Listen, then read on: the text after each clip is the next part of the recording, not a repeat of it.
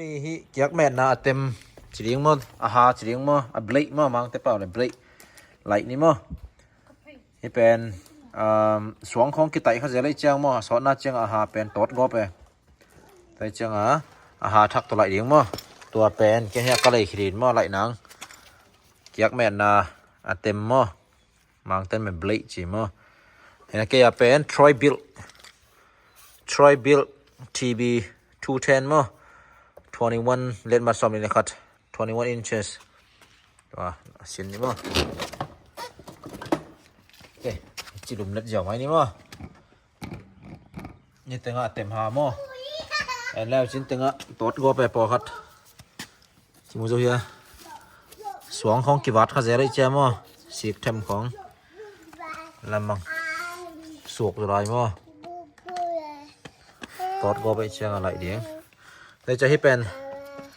มิลลิเมตรส้มเลยกูคิดกิโลมั้งมาไปเขียนได้มั้ง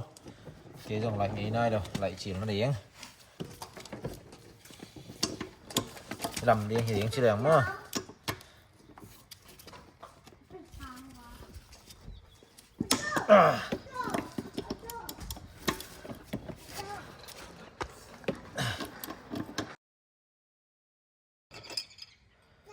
alright ฮิจิรันมั้งฮิจิรันโอเคตัวนะฮิเป็นเบลค์ชักมั้งชักเห็นนะน่าห่นมาน่าเผามาเป็นกี่ตัวเฮียมลุยต้องกี่บางเฮียมจีหอยตักฉิดมาแสดงฉินมั้งตัวนี้ลุยเจ้ามั้งฮิจิรันแล้วฉินนะเฮียวังของกี่ตัวเฮียมจีของมั้งเฮียปงซานนี่ตั้งวังนี่องเฮียอลิมดีไซน์จีไม่นี่ไม่ได้เฮียวังปงซานด้านเชฟมั้งตัวร้านตักปนาเฮียเอ็นเลี้ยงคิดบัดตัวไหมอาสาวนะขอกิมเฮียมจีของเตะเด้งมั้งกิมเลี้ยนไหมหอยเลี้ยนไหมกี่ตัวซิสได้มั้งเลยจะเผาเด้งเกี่ยนแต่นะบางอันนะฮินั่นเลยนะอามันลูกของนั่นเลยเขาการเล่นอะไรเกี่ยงนั่งเซนปีจะเรียกมั้งนะหอนมาไปตักสิบคนเลยสิโอเคตัวนะหวังคิกนี่มั้งอยากแมทนวมเหตุตายเชียงจีเหี่ยวเด้งให้เราเด้งนี่ลำไม่ไม่ได้เห็นไหมลำไม่จีเด้งตักปนะดับคิกดิ้งเหี่ยวเล่นเราเด้บางกิตัวสักเดียงมั้งเห็นไรดอกชิวเจ้าต้มพลัมมั้งตัวบางเตะจิบสักตัวเดียงตัวเต้น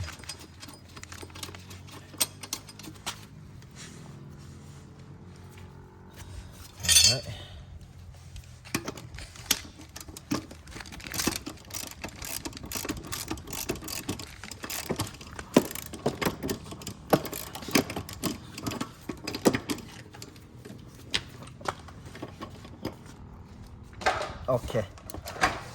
เล่นเราเดียวเดี๋ยวนี้มั้งมันให้เดี๋ยวเลยเต็มทักโตเกียกเม็ดเดียงหน่วมแล้วเชียนเตะเต็มทักสั่งจะนี่มั้งน่าเสียไว้เดี๋ยวเราเดี๋ยวแบบสิลาลุมเล็กโตเดี๋ยวนี้มั้ง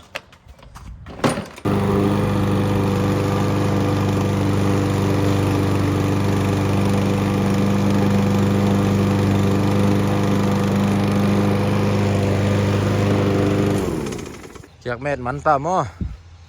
เต็มหาทักอีหามาเฮ้ยสิดานมั้งเกียกเม็ดเป็นเต็มของมาเฮียมแล้วต้องหนัวไหมมั้งเห็นนะที่ตะกงเกนน้ำนี่อมลายนะบางเฮียมจีแหละที่เต็มหาแต่เป็นตั้มจ่ออะไรนี่เลี้ยงนัดไทยเกยแหละนักเกียกเม็ดนั้นนั่นเลยนัดเต้นต้องจวกปะมั้งโฮมเดโปของไอ้จงไม่ได้เมนอร์สของไอ้จงตัวตั้มโลสของไอ้จงตัวของปันจงหากิเลสให้ปะมั้งตัวตักปันนี่นะกิเลสเขียลถึงมาไม่เชื่องมั้งนั่นเลยเขียลนบเกียร์เลยตัว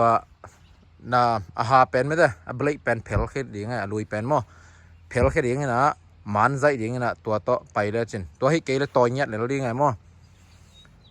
ตัวมาต่อยเงี้ยเลยดีไงใส่แต่ยังฮิดานั่นได้เหียงจีเจ้าเลยจินมั้งใส่แต่ของหลักไทยป่าดีตัวรู้ว่ากิเลสเขียลถึงมาไหมมั้งนั่นเลยสุกนั่นเลยตกนบเกียร์เลยมันใจไอ้เก๋เลยลุยเป็นต่อยเจ้าเดียงไงมั้งต่อยเดียงนะหลักเจ้าเดียงตัวนั้นตัวจงเดียงตัวเล็กเขียลเราเป็นสิดานเฮ้ลุงดำไม่มั้งอยากของมาเม็ดแรงนะไอ้ลุงหนัวไม่มั้งด่านะอยากของจีสิเสร็จเดียงสิเนี่ยเลยลุงดำไม่บาย thumbs up